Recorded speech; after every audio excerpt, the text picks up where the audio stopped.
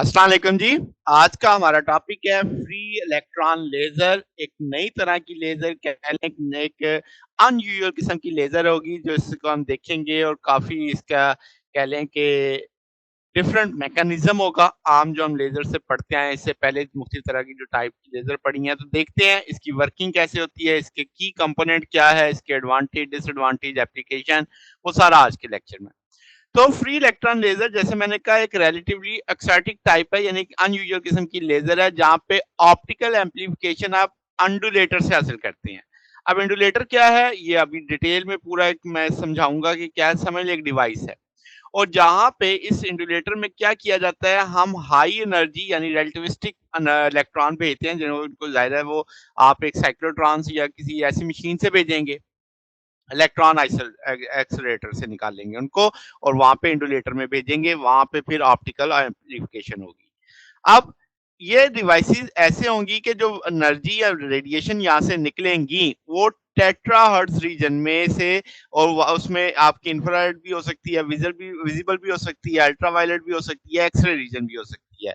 अब इसका मतलब एक डिवाइस से आप एक होल रेंज ऑफ वेवलेंथ निकाल रहे हैं, जो कि आमतौर पे ऐसा नहीं होता। तो यही बात अगर आप कहें कि अट्रैक्शन इसकी क्या है, तो हम कहेंगे इसकी एबिलिटी है कि ये वाइड रेंज ऑफ वेवलेंथ के रीजन में काम कर सकती है। ये लार्ज वेवलेंथ जो टर्न कर सकती है पॉसिबली एक सिंगल डिवाइस से हम हासिल करते हैं। और जो आपकी स्पेक्ट्रल परफॉर्मेंस है एक्सट्रीम वेवलेंथ रीजन के अंदर, यानी एक्सरे की बात करें, तो वो किसी और लेजर सोर्स से पॉसिबल, लाइट सोर्स से पॉसिबल नहीं है। अब एंडुलेटर क्या होता है वो जरा समझते हैं। एंडुलेटर में पीरियोडिक अरेंजमेंट ऑफ मैग्नेट्स होते हैं। ये मैग्नेट्स आपके परमानेंट भी हो सकते हैं, इलेक्ट्रोमैग्नेट्स भी हो सकते हैं। जाहिर सी बात है जब एक चार्ज पार्टिकल इनके बीच में से गुजरेगा तो वो वहां पे उस पर फोर्स लगाएंगे। अब आपके पास वो क्या करते हैं, ये पीरियोडिकली लॉरेंस फोर्स लगा रहे होते हैं टाइम, जैसे मैंने कहा वेरिंग मैग्नेटिक फील्ड है। तो क्योंकि मैग्नेट्स की डायरेक्शन देख रहे हैं ना, चेंज की हुई है, तो आपके पास जब फोर्स लगती है ऐसे इलेक्ट्रॉन पे, तो ज़ाहिर है कभी उसकी वेलोसिटी बढ़ती है, कभी कम होती है, कभी वो एक्सेलरेट होता है, कभी डी एक्सेलरेट होता है। तो जब वो डी एक्सेलरेट होगा तो एनर्जी को रेडिएट करेगा। तो उसकी जो निकालने वाली फ्रीक्वेंसी है, एनर्जी है, वो डिपेंड करेगी कि इलेक्ट्रॉन के अपने पास एनर्जी कितनी है।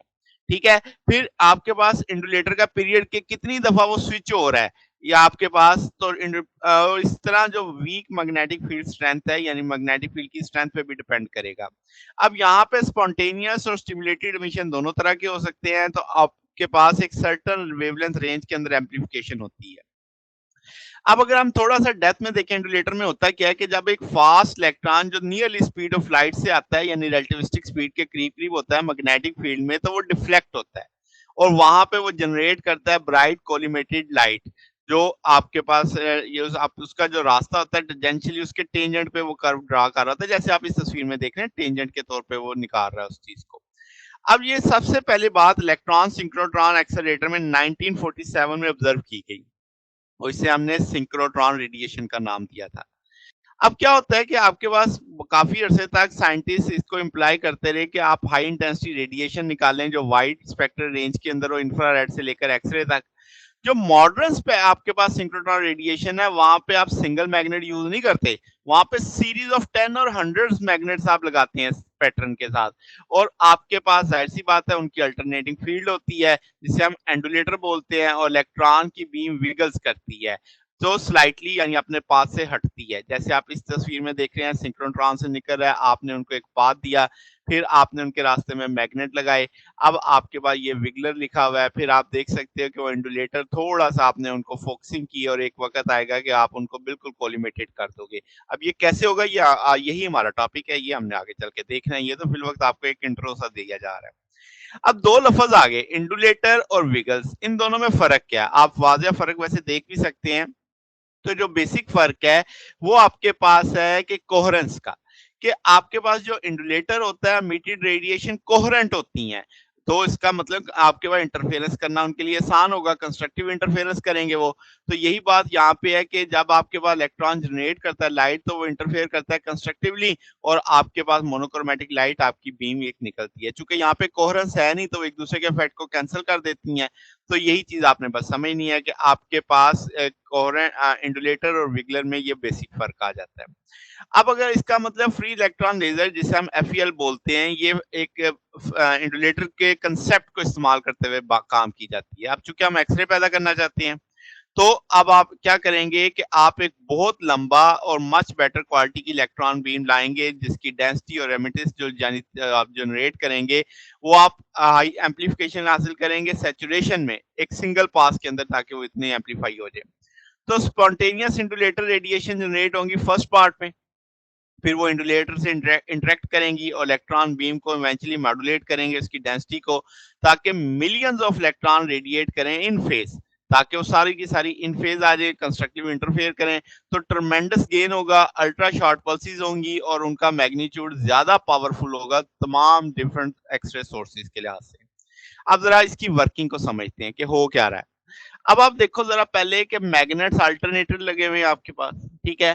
तो इंडुलेटर में जैसे आपके पास साइनोसॉइडल मैग्नेटिक फील्ड लगी हुई है जो वेरी कर रही है, उसका पीरियड आपको लैम्ब्डा म्यू दिखाया गया है। यहाँ पे भी दिखाया गया था ना लैम्ब्डा म्यू के तौर पे। अब अगर पीरियड से क्या मुराद लेना है, 2 पोल्स के दरमियान की जो दूरी है वो उसका पीरियड होगा। ये पोल देख रहे हैं ना आप? इनके बीच की जो दूरी है, जैसे आप यहाँ पे भी देखें तो 2 पोल्स के बीच की दूरी को आपने लैम्ब्डा न्यू कहा था, तो ये आपके पास पीरियड कहलाएगा इसका। ठीक है, पीरियड इंडुलेटर का। अब ये चंद सेंटीमीटर्स का होता है और जो इसका एम्पलीट्यूड होता है मैग्नेटिक फील्ड का वो आमतौर पर 1 टेस्ला तक जाता है। अब अगर आपके पास एक इलेक्ट्रॉन मूव करता है साइनोसॉइडल ऑसिलेटरी ट्रैजेक्टरी में, तो वो इलेक्ट्रोमैग्नेटिक वेव एमिट करेगा, उसकी ट्रेन एमिट करेगा। जैसे आप यहाँ पे ये देख भी रहे हैं, ये आपको एक पल्स से निकलती हुई दिखाई दे रही है। तो उसका जो नंबर ऑफ पीरियड होगा, यानी उसके जो एमिट करने का, वो उतना ही होगा जितना इंडुलेटर का पीरियड होगा, क्योंकि जितनी दफा उसने टॉगल करना है, अपनी पोलैरिटी बदलनी है, उतनी दफा उसने एक्सरेट डीएक्सरेट होना है, उतनी दफा उसने एमिट करना है। तो उसकी जो वेवलेंथ होगी इंडुलेटर के पीरियड जितनी होगी। ठीक है, तो आप कह सकते हैं कि अगर आप रिलेटिविस्टिक कंट्रैक्शन को रिड्यूस करते हैं तो आपके पास फैक्टर होगा, तो ये इनवर्सली प्रोपोर्शनल होगा स्क्वायर ऑफ इट्स एनर्जी के। इसका मतलब कि आप बड़ी आसानी से वेवलेंथ को छोटा कर सकते हैं अगर आप इलेक्ट्रॉन बीम को बढ़ाते जाएंगे।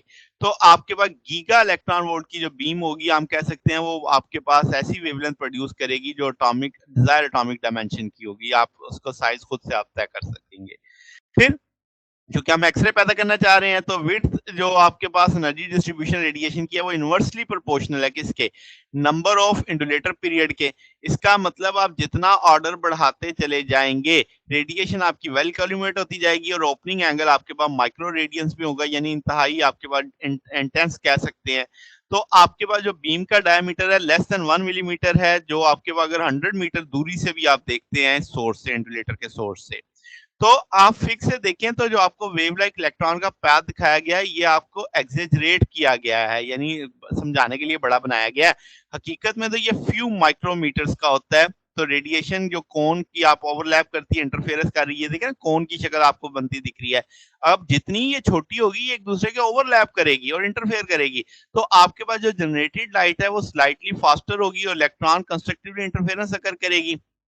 अब क्या होगा कि लाइट वेव जो स्लिप करेगी वो लैम्डा 1 से हर पीरियड में, यानी यहाँ से बाहर निकलती जाएगी, जो आपके पास इक्वल होगा किसके, इंडुलेटर के पीरियड के। तो आउटपुट वेवलेंथ जो है वो डिपेंड कर रही है इलेक्ट्रॉन की एनर्जी पे, strength of the magnetic field पे। दोनों पैरामीटर्स को आप ट्यून करके वेवलेंथ को कंटिन्यूअसली एक वाइड रेंज में ला सकते हैं।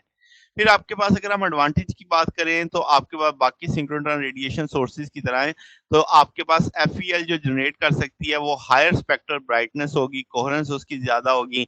लेजिंग मीडियम जो आप कंजिस्ट करता है वो वैक्यूम में ही है आपके पास, तो इसका मतलब कोई मटेरियल डैमेज नहीं होने वाला, कोई थर्मल लेजिंग प्रॉब्लम नहीं है, तो इसलिए आप कह सकते हैं हाई पावर पीक आप हासिल कर लेंगे। ड्रॉबैक्स में बात करें तो इसका सेटअप बहुत बड़ा होगा, आप बहुत एक्सपेंसिव होगा और सिर्फ चंद लोकेलिटीज हैं दुनिया में जहाँ पे आप इसे इस्तेमाल कर पाएंगे, जहाँ पे एक्सेलरेटर है।